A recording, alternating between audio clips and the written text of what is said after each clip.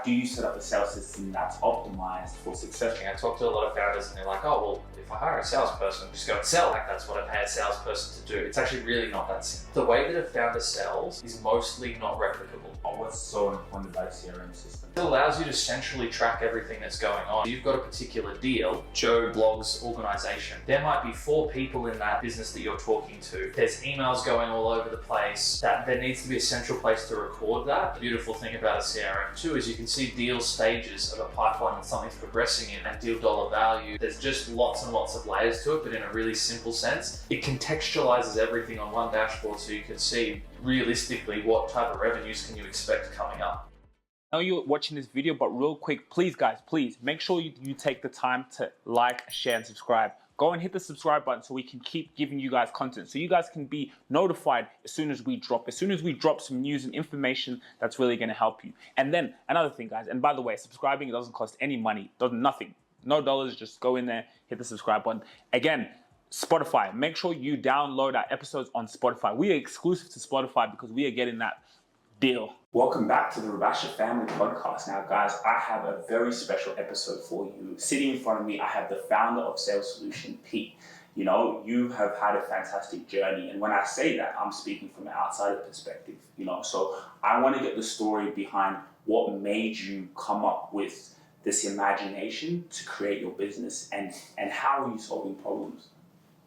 Yeah, cool. It's been a wild journey. I started my first business when I was in high school, actually, to try and fund my tennis career. The tennis career bit didn't work out, but the business got going and it got me into this world. And you know, it led me to experimenting with different businesses, but to really focusing on how I got here today and why I created Found a Sales Solution.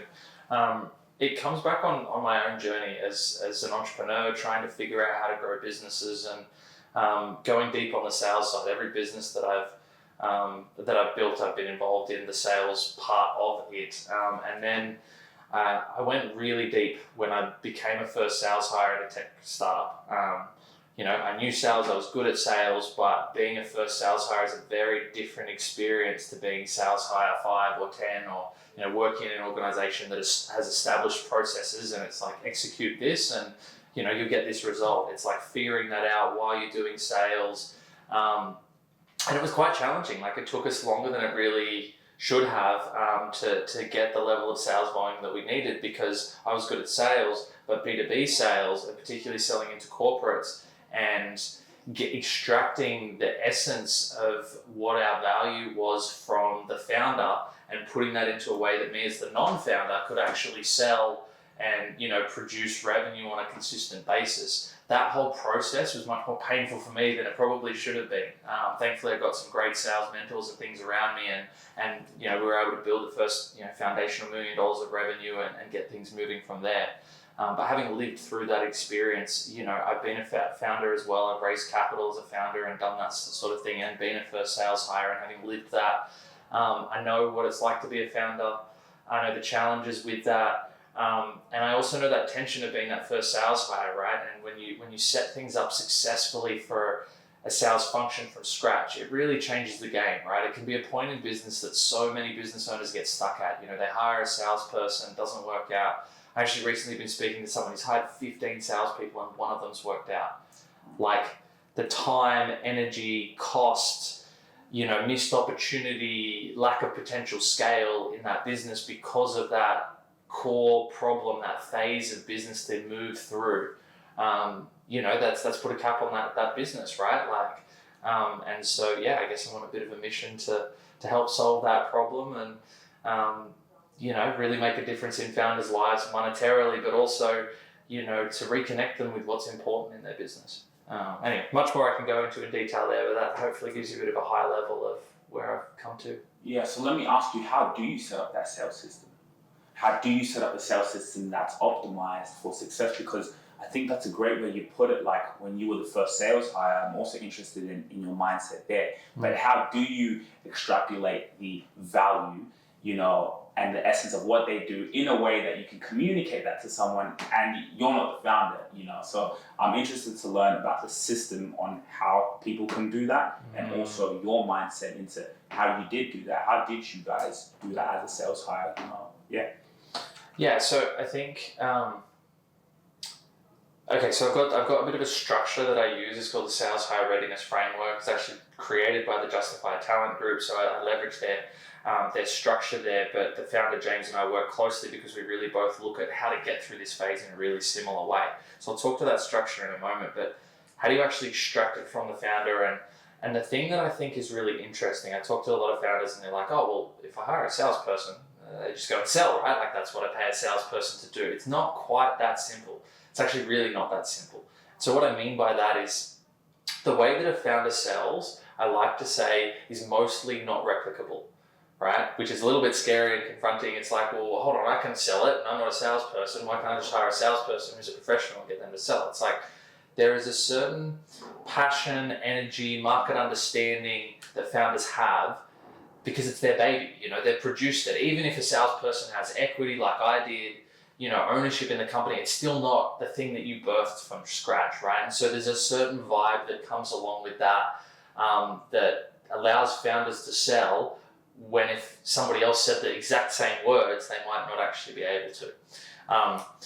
So when you look at that and you go, okay, that's the reason that we've got our initial sales, right? That thing that the founders brought. Then it's like, from a really almost logical, pragmatic, rational perspective, why does a business actually invest in whatever this thing is that the business is, you know, selling? Why would I invest in this thing that you're selling? You know, and that's where you need to start like making it the rational sale as well as the emotive sale, right? It's like, okay, you know, you put this dollars in, you get this dollars out, right? You've got a core business problem, we help you overcome that core business problem. This is a KPI you're trying to hit, and our product, our service, whatever it is that we're offering is a core pillar in helping you solve that key business challenge that you might be KPI'd against as a business, as a buyer in a large organization or whatever it might be.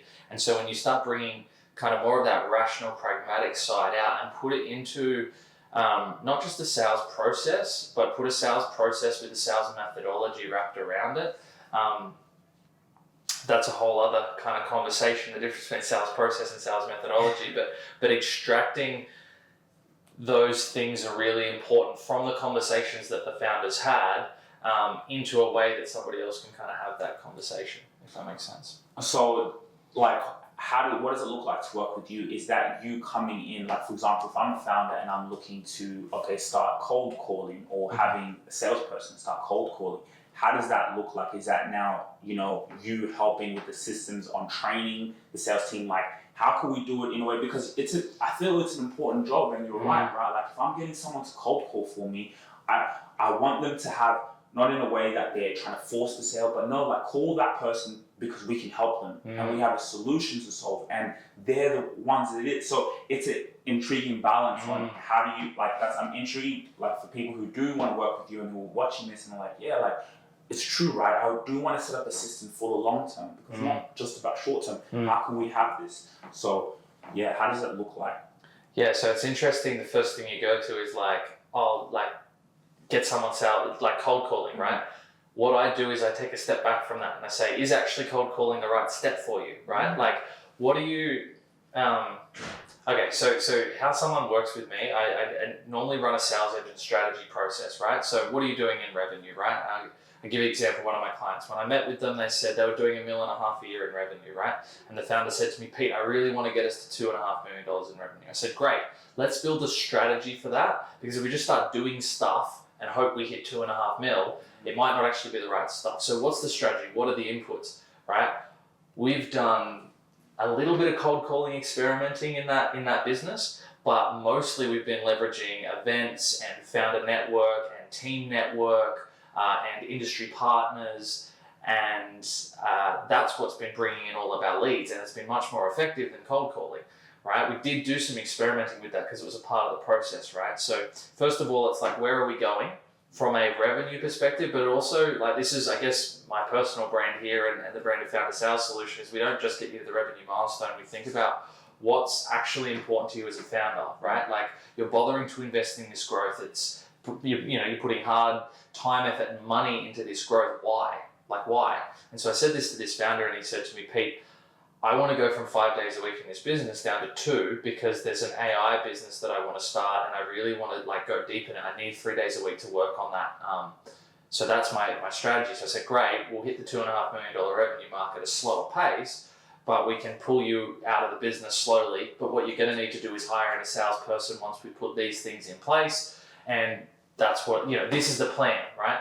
And then from an actual structure perspective, I mentioned a little earlier, the Sales Hire Readiness Framework, right? So when I was talking to that founder, I got them to do Justified Talent's Sales Hire Readiness Scorecard, which is a great scorecard, right? It really gives you sometimes confronting, but a really good, honest view of whether you're ready to hire a salesperson or not, and how likely are you to be in that 48% of first sales hires who fail, right? Like 48% of first sales hires in B2B businesses in Australia fail, right? Which is really alarming. It's terrible for the salespeople. It's terrible for the business owners from a time, money perspective, right? And so on that scorecard, there's 4 elements to it, right? There's affordability, which is like, how much cash do I actually need to have, right? Like the salesperson's going to want a salary of some portion. Like, what does that look like?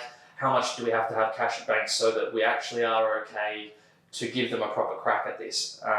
The second piece is around systems. What systems do we have in place, right? And there's lots of different systems, but for those watching along today, right, a really simple kind of check-in for you is, do you have a CRM set up? I know if you're running spreadsheets and you love spreadsheets, I'm telling you, to scale things beyond the founder, you're going to need a CRM set up.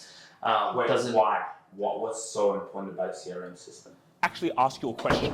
I want you to think about this question. Are you an authority figure in your space? I know you're an entrepreneur, well, you're a solopreneur, and you're determined, you're a thought leader, but the question is, are you an authority figure in your space? Because let's be honest, how are you going to separate yourself from your competitors? Where is your personal brand? And you know what? We have actually something very special for you. Follow me. You see, we have a scorecard, right? So you can actually evaluate if you're an authority figure in your space, because at the end of the day, when you separate yourself from your competitors. That is where opportunities come to you because your brand is strong. You have brand equity. So for you to actually see how long away you are from that, or if you're close there, the link in the description, you can fill out a scorecard. And this scorecard is amazing because it lets us know and see where you are. And it's just for free for you to actually see where your business is, where you are as a solopreneur, and how you're going to get to that level of being an authority figure in your space. Because you see, here at ETS Rubasha Media, I'm going to be honest with you, we are at limited capacity. We only want to be able to tailor our clients to the ones we know we can deliver value, because value takes time and we want to be able to work with your business. But the scorecard is actually just for you to see where you are and are you an authority figure? Think about it and we'll see you. Link in the description. Because it allows you to centrally track everything that's going on, right? So you've got a particular deal, right, with Joe Blogg's organization, right? There might be 4 people in that business that you're talking to. The founder might be talking to one of them, you might be talking to another. Like, there's emails going all over the place. That there needs to be a central place to record that. And also the beautiful thing about a CRM too is you can see deal stages of a pipeline that something's progressing in, right? And deal dollar value, and there's just lots and lots of layers to it, but in a really simple sense. It contextualizes everything on one dashboard so you can see realistically what type of revenues can you expect coming up. Without that kind of plumbing in place. And you don't need to spend a bunch of money on it. You don't need to overcomplicate it. I normally recommend my clients to use either Pipedrive or HubSpot. Yeah. HubSpot's free version gets most of my clients to the point where they've got the first few million in revenue, right? And their $30 a month version, right, gets them to the next point. You don't need to spend a lot of money on it, but just having all your sales information in one central system really sets the foundation.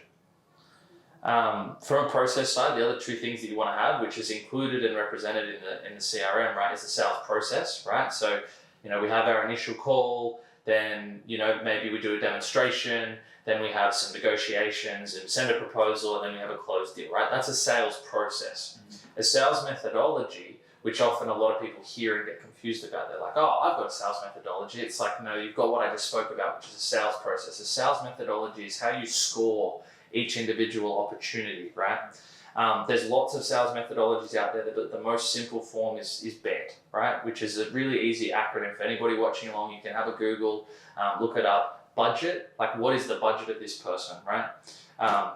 have they got the authority to spend the money? Do they need to go and check with their partner, their business partner, their boss, their boss's boss's boss's boss, a committee, 3 layers up? Like, who's actually got the authority to make the decision? What's the need? Like, why are they even bothering having this conversation? What problem do they have in their business? Are they just educating themselves about what's out there in the market, or are they actually, I have this problem, I need to solve it? And then T is timing. When are they gonna solve it, right? So often I hear from founders, we're gonna close all this business, and they've never even asked them, like, timeline-wise, assuming we can solve this problem for you, when does it actually make sense for you to go ahead and, purchase this and get our product, our service, our offering, as far as your time is concerned, right? That in and of itself can go, right, these guys are never going to close for 6 months because they're just educating themselves. Or actually, they have to make a decision this month because they lose their budget at the end of the month if they don't spend it, for example, right? Now, that's the most simple form of a sales methodology. But if you ask those 4 questions in your very first sales call, all of a sudden your ability to realize how likely they are to buy and when they will buy goes through the roof. Okay, yeah, I like the way you put it. So, like, approaching sales, that framework of budget, authority, need, timing. What's their budget looking like? The authority of the person, the need, and the timing. So in a sales methodology and training now your staff, when we go into these sales calls, this is, kind of the structure of framework. So what's your idea on the scorecard?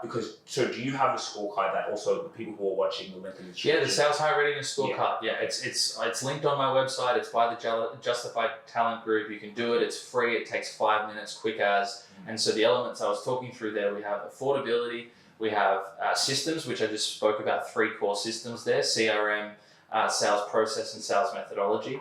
You then get results on your marketability, which is how well do I understand my ideal client. What sort of organization, what role type, what problems do they have, all those sorts of things. And the 4th piece is enabling. Like, if you're going to hire a salesperson, like it or not, you become a sales manager, right? Like, unless you're paying them 200 plus in salary, which is not affordable for most small business owners, and totally fair enough, overnight you become a sales manager, right? Like, you're the one that gives them the target. You're the one who sets up their commission plan. You're the one that they hopefully are looking to grow themselves as a salesperson, right?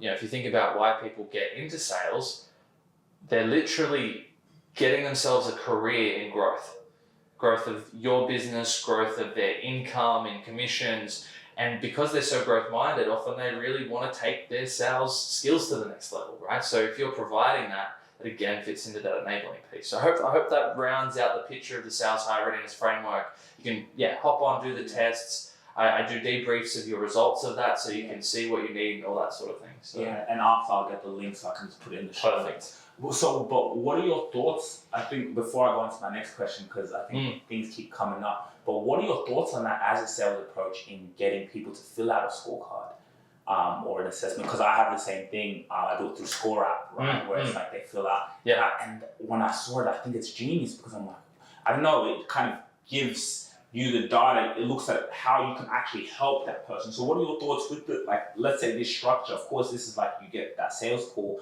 but even with the leads, what's your advice on that, what you have? Yeah, so I mean, personally, the way that I almost use the results of the scorecard kind of like a demo, right? I'm selling services in my business.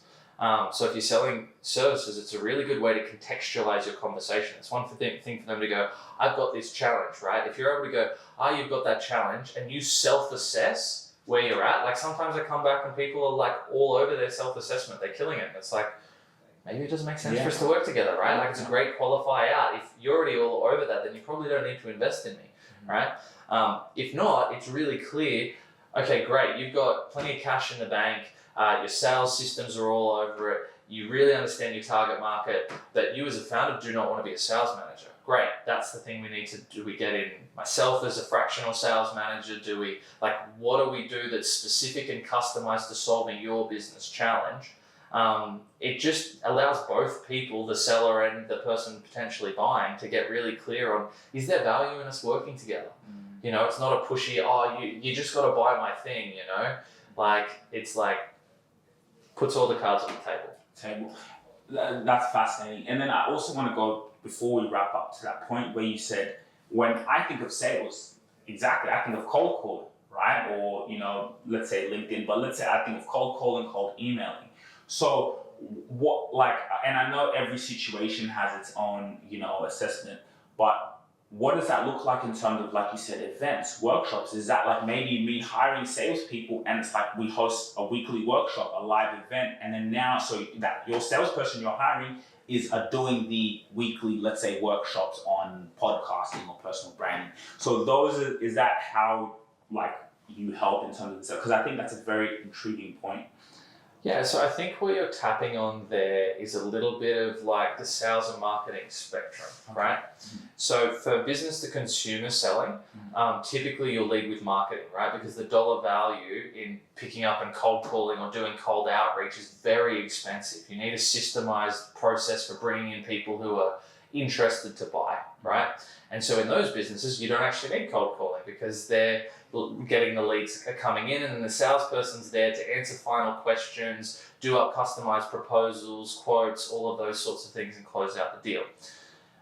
When you're doing B2B sales, right, this is where we kind of get the options. Certainly marketing and product-led lead generation is very valuable and very good, but there's lots of ways that you can go and generate leads that aren't cold calling. There's cold emailing, there's cold LinkedIn, there's, like you said, running executive lunches or breakfasts, that's an option. There's industry partners. I know events is obviously a good one. Like I know, for example, when I was a sales rep in that company I spoke about, where we built, the first move in revenue from scratch, one of the strategies I used was a partner that we had.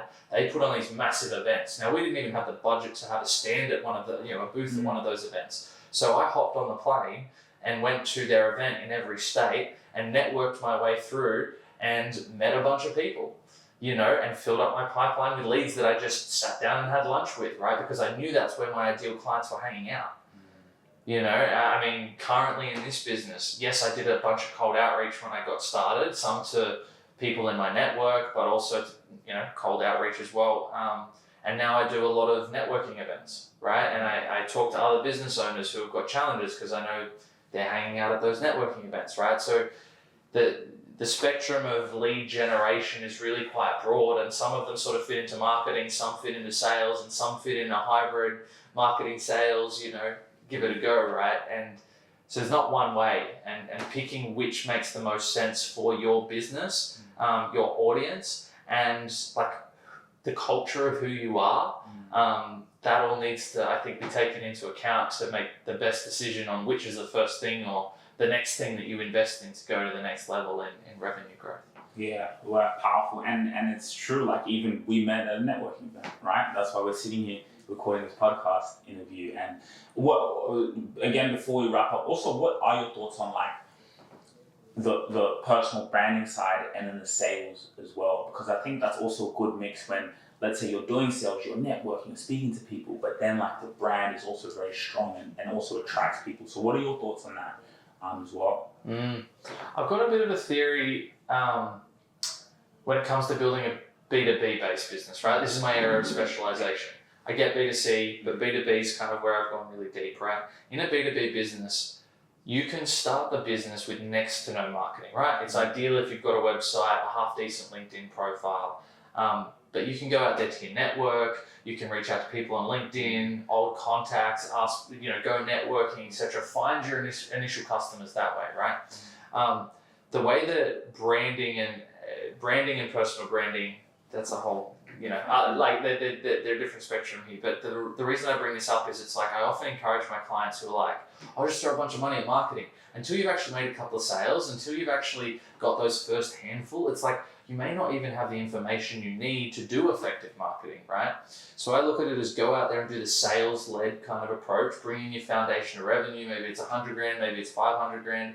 I've spoken to some business owners who've built $5 million businesses off the back of their networks and things like that. And then they need to start, using marketing or rather advertising and branding elements and things that make closing sales way easier, because all of that stuff is super effective, super valuable. But when you have limited cash and resources and, have to choose what it is that you invest in first, I'm like, for B2B, go invest in sales. As long as you're selling something over 10 grand a year in value, go out and do sales, get the insights that you need, take those insights, feed that into marketing, branding, positioning, all of those things. Go to the next level, make your sales closing easier, insert more sales people, and it's like sales and marketing being this yin and yang rather than, marketing over here and sales over there sort of thing, if that makes sense. It's like you build it's like an ecosystem, right? And everything has a knock-on effect, because you're right, like once you do have all the insights, and then even like using sales and what you learn to use for your marketing, to use for the content to keep reaching more people, but then it just has that knock-on effect to your sales team. It makes their life easier, because now, the brand is so strong that B2B, they look at who the company is, and it's like they already know you before you've booked a meeting with them, right? 100%. I want to call out one really specific thing on that. I have so many founders that get super excited when people see their product, their idea, their concept, and they go, they're really excited about it, right? And this is what happened with us in this business that I built that foundation of revenue in as the first sales hire. Man, I literally had a woman at ANZ Bank start crying because we were going to save her so much time. She was so ecstatic, she couldn't even believe it, right? And I had people just falling off their chairs in our demonstrations, right? But actually getting them from that point to spending the money, you'd assume it would be really easy. But when you're selling B2B, particularly in large organizations, you don't just need to make them happy, you need to make their boss happy, their boss's boss happy, you need to fit in and amongst their budget structures, their timelines for access to those structures, the politics around it. There are all of these other things, right? And so until you have people who've actually spent money on the thing that you're trying to sell, I don't really think you have enough of proven data to say, hey, we've got a thing that we're going to, invest more money in scaling this, approach with, right? That's why it's a real founder thing to figure out those first couple of sales, even if it's just a handful, to give that first salesperson or over to other people that allow you to then take that tiny fragment, right? That initial starting piece, right? That's why salespeople, aren't founders necessarily. They can be, totally, they can transition or whatnot, but it's like that piece of coming up with something that people not only want and get excited about, but are willing to separate money, in order to get that. That's when you've got your initial proof point, right? And that's when you can go to that next level and start building on, solid foundations. Wow, very insightful, man. It's great to speak to an expert, and I learned so much from this, so it's like I also maybe use it for selfish reasons. Perfect. Jot down all the notes. Go for it. Honestly, amazing, and obviously for the people, I'll put in all your details in the description, so they can learn more, right? And then you have that readiness scorecard that gives them an ability to actually assess themselves and see where they are, and if they do need your service. So I thank you so much for coming on. No worries at all. Thanks for having me. Thanks, man. If you really enjoyed this video, make sure to click here, and I'm sure you're gonna love that one.